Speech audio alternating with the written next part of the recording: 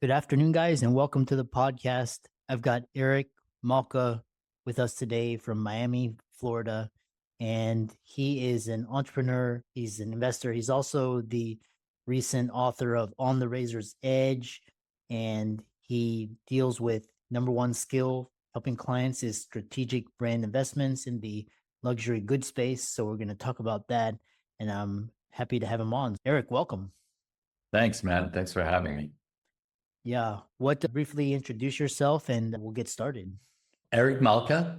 I am a serial entrepreneur, most notable for my company called The Art of Shaving I built in the 1990s, which I exited, sold to Gillette as part of Procter Gamble in 2009. Since then, I've been an investor and now author of my book, On the Razor's Edge.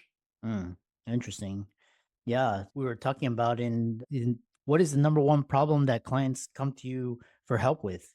My audience of clients are young businesses, so early stage, and the usual suspects are they want to scale their company and they want to raise money, usually, and sometimes they get into some trouble in the early days, making some bad decisions.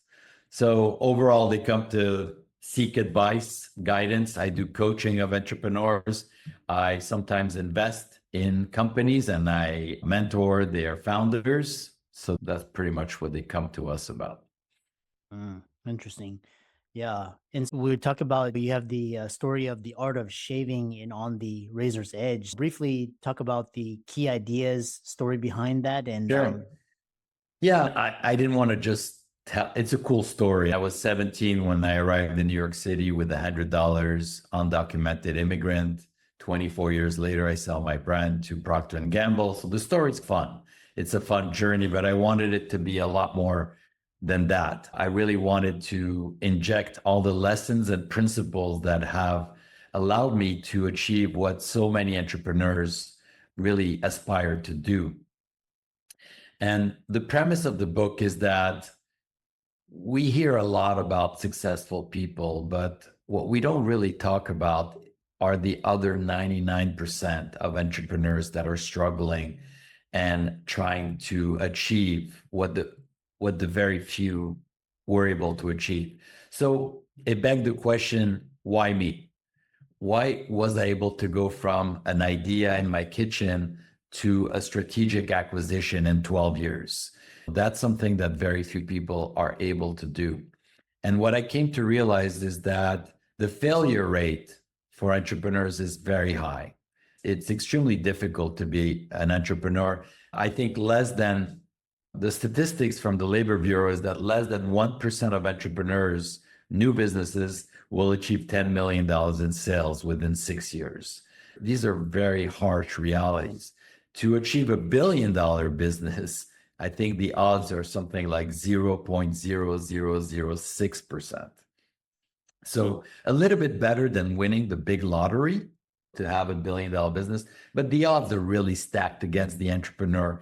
And that causes, so the book was really about reverse engineering our success stories and extracting some of the principles and elements that allow us to thread that needle, right? To avoid the pitfalls.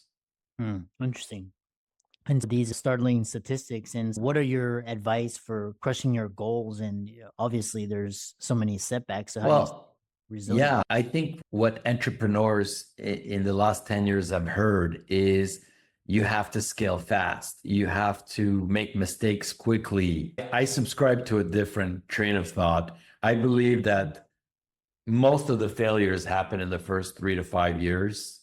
And that's because very often entrepreneurs are running too fast out of the gates. They want to succeed with their business plan in 3 to 5 years and exit the business. But the reality for any successful entrepreneur is that it takes 10 to 20 years, not 3 to 5 years.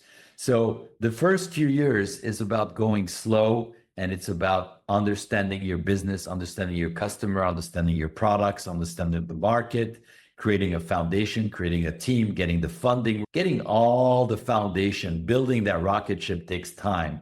And then once that is in place, blast off, man. But if you try to blast off early, you might blow up in the air. And that's what I see a lot of entrepreneurs. It's an analogy, but that's what I see a lot of. They're running a sprint instead of a marathon. Interesting. So a follow-up question I have for you is, how do your skills and strategies help with your current clients with the luxury brand space? They're all, I look at each client differently. Every person is unique. And there are similarities, but there's not one strategy that works for everyone. There are universal rules, but then I look at people's values. I look at where they are, what they aspire to be in the next 5 to 10 years. And from there, we craft a path to achieve those goals. And what I really believe is trying to make it a little bit more fun. I think by reducing the speed, it reduces anxiety and it increases enjoyment of the ride and it maximizes the potential for success. I recently spoke to an entrepreneur. He was looking to raise $1 million for his new business. And I said to him, why are you raising so much money right now? You don't need that much money. And he felt such a sense of relief that somebody was saying that to him. A lot of anxiety just went away at that moment. And he realized, I only need a few $100,000 to get to my next level. So little things like that can make a huge difference. And I don't tell people how to win. Or most people that come to me, they're smart, they're driven, they're hardworking. They understand their business. They understand their industry. My job is not to tell them what to do. My job is to help them think things through methodologically to avoid making too many mistakes along the way. And that's really my job. Interesting.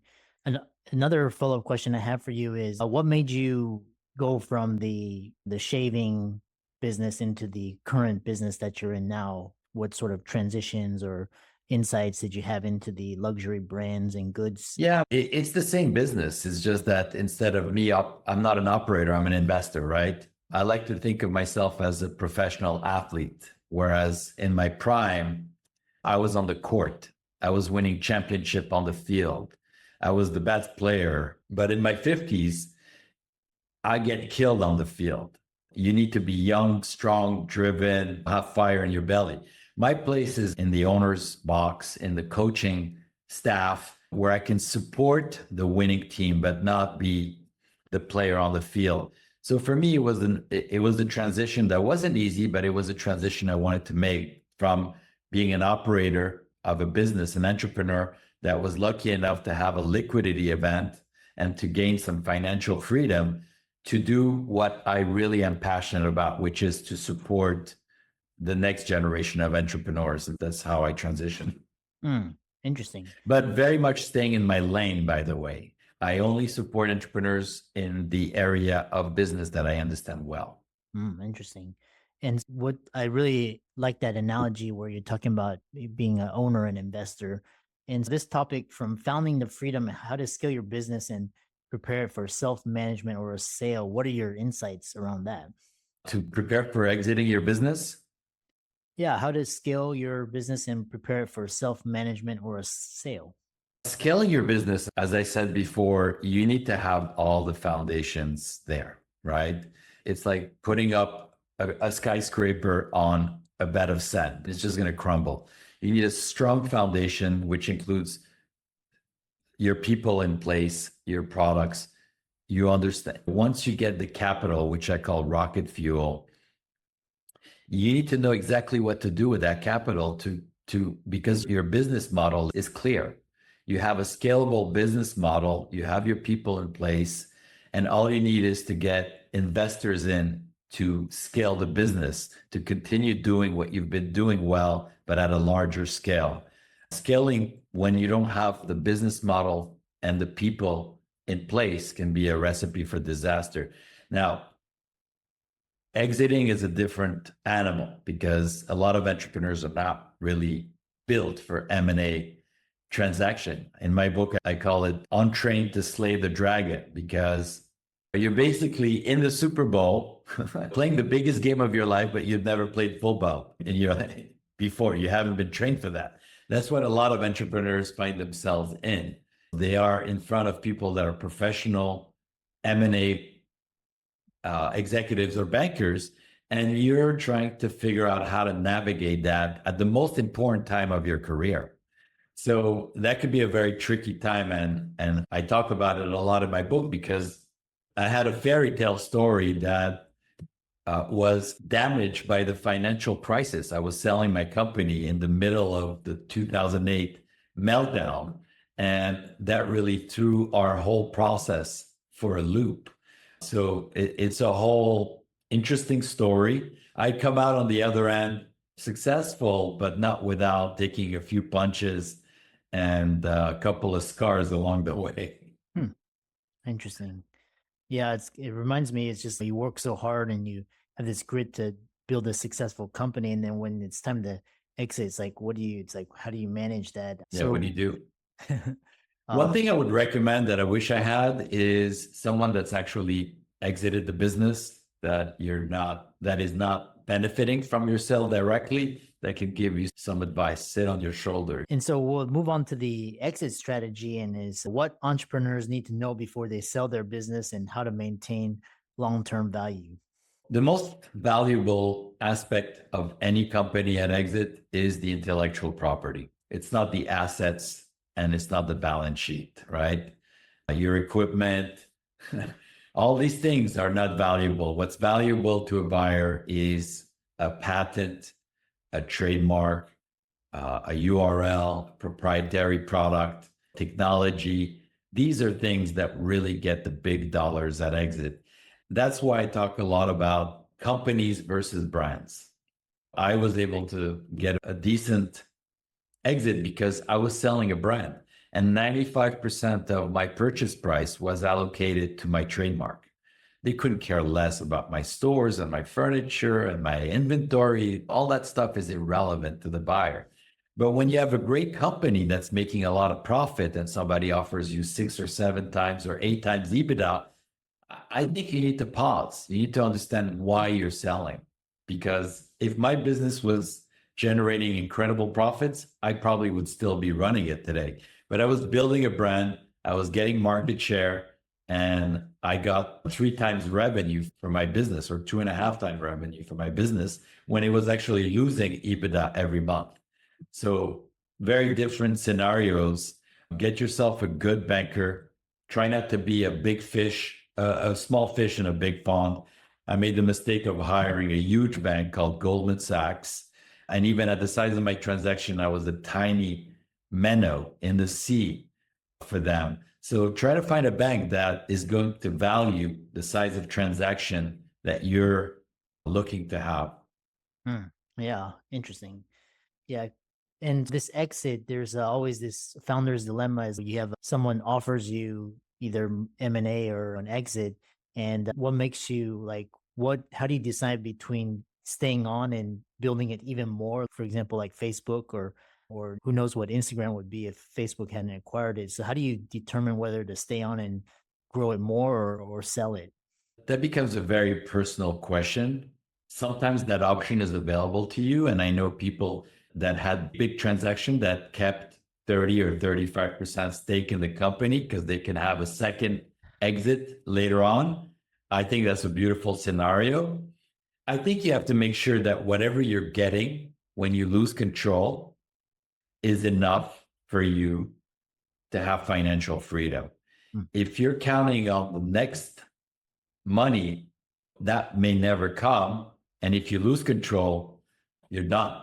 So make sure that whatever you're getting today is enough. If you get nothing else, that's enough. And if that's a lot, then consider keeping some chips on the table for maybe an even bigger payday, because you can afford to take that risk. It's all risk and reward. The relationship between risk and reward should be how you determine every decision you make in life, right? Yeah, it's always a interesting dilemma. Like when you get to that point, and it's because everybody is struggling to get to that point. But once you get there, it's like, what do you do? So that's really some great advice. And I would also caution everyone about um, what's called the bias that we have in our head. A confirmation bias can be a huge threat to somebody selling their company. In my case, Goldman Sachs told me that my company was worth $180 million. And I wanted to believe that so badly. I hired that. But also, people can believe that their company is worth a lot more than it is. Or there's plenty of situation where confirmation bias can be your number one enemy in your head. So you need to have somebody that can keep reality in check, right? Check and balance. Yeah. How can people find out more about you and connect with you? And you can find me at ericmalka.com or strategicbrandinvestments.com. Yeah. Awesome. Interesting conversation and really enjoyed it. And thanks so much for coming on. Oh, thank you, man. That was great.